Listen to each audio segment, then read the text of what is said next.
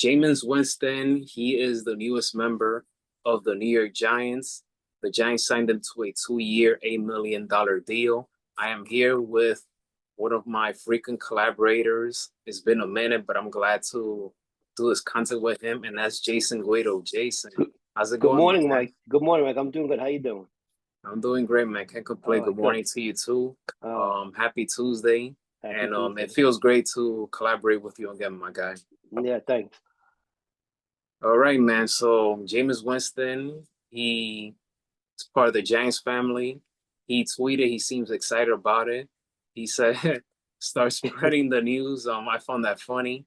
Yeah, But the Giants obviously, they've been miserable. But I feel that this is a solid signing for the Giants because you bring leadership to the locker room.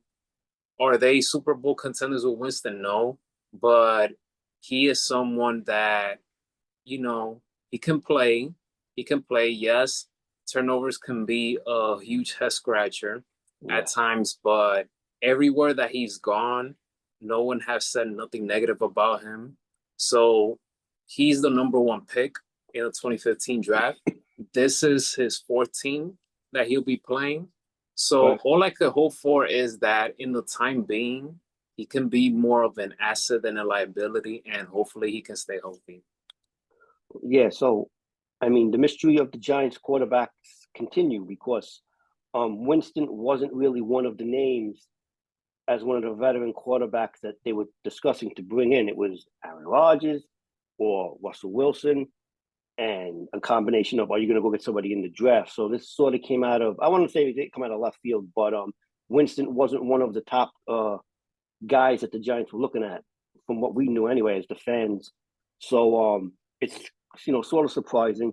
Like you said, he can throw touchdowns. He also throws a lot. He also turns the ball over a lot. So will this be the Giants quarterback in the next year in 2025? Will they bring in somebody else? We don't know. And are they going to get somebody in the draft? That's still to be determined. Yeah, I mean, clearly Giants are gonna aim for a young quarterback in the draft. So, but in the time being, they need a veteran, and Jameis Winston is that veteran. Right. From weeks 8 through 15 last season, he ranked 27th in completion percentage with a 62%. He completed 62% of his passes. And in turnovers, he had 14. So which ranked the last. Like I said, he needs to tone down his turnovers. He needs to stay healthy, and hopefully, in the time being, while he's the Giants quarterback, he can rank up some wins because you can't rely on a rookie quarterback to take this team to the promised land. Yeah, even though that's happened very few Right. times in the NFL, but in this NFL draft class, so far is not an elite draft class from a quarterback standpoint. I'm hoping that a guy like Cam Moore, because I am a Miami Hurricane fan, I hope that Yes. he becomes a stud in the NFL. But one thing that I'll be paying attention to the NFL draft, I always pay attention to quarterbacks that are low-level draft picks and that they played 4 years in college.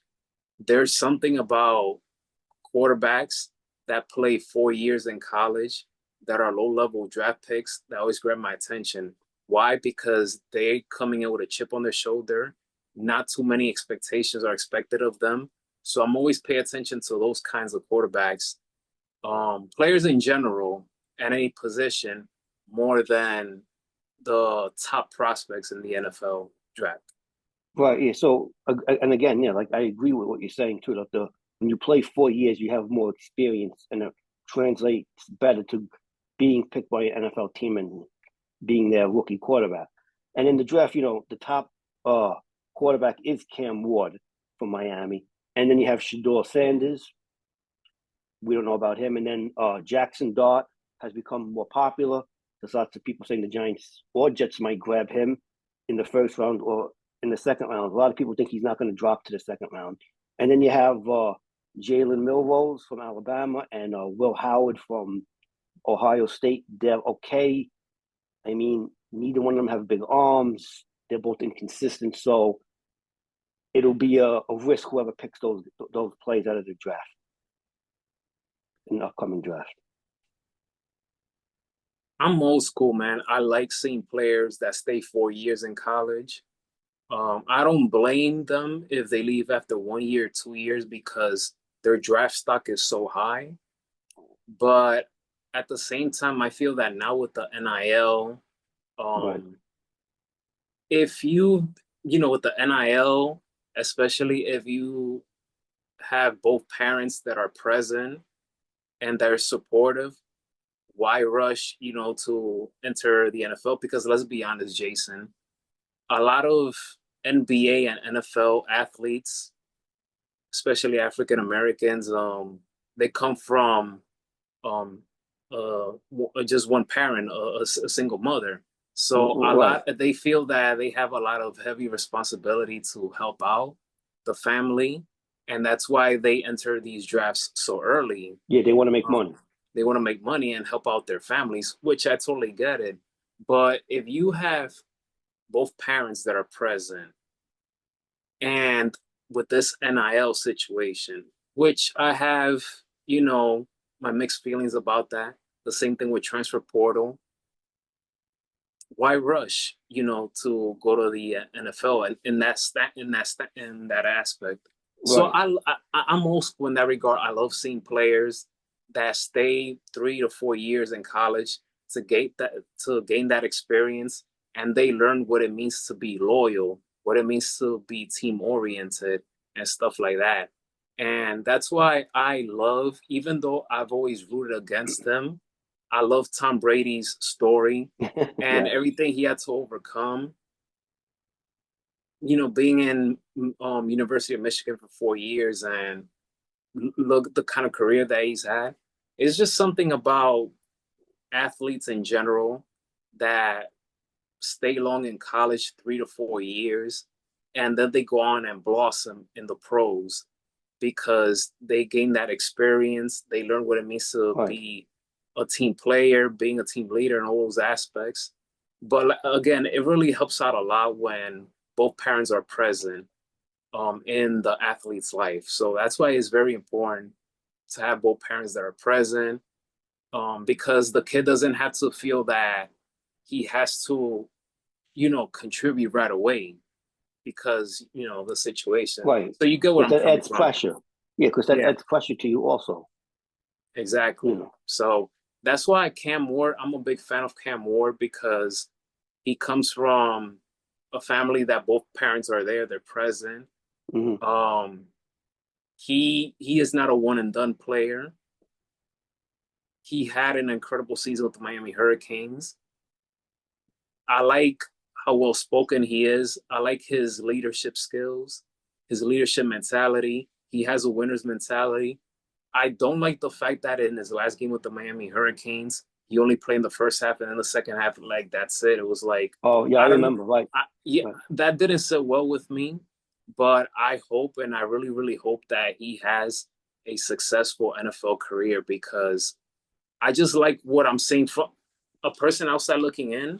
Clearly, we don't know him as a person, but Right. based on what we're seeing from the TV screen, I like what he brings to the table. So obviously, there's some weakness to his game, but I just hope that he thrives in the NFL.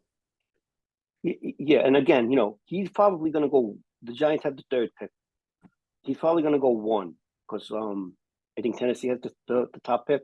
Yeah, They need a quarterback. They're probably going to pick him. That's what I think is going to happen unless the Giants move up. It doesn't sound like the Giants are going to do that. I think the Giants are going to stay with the third pick and pick either Travis Hunter or Abdullah, the defensive end slash edge rusher.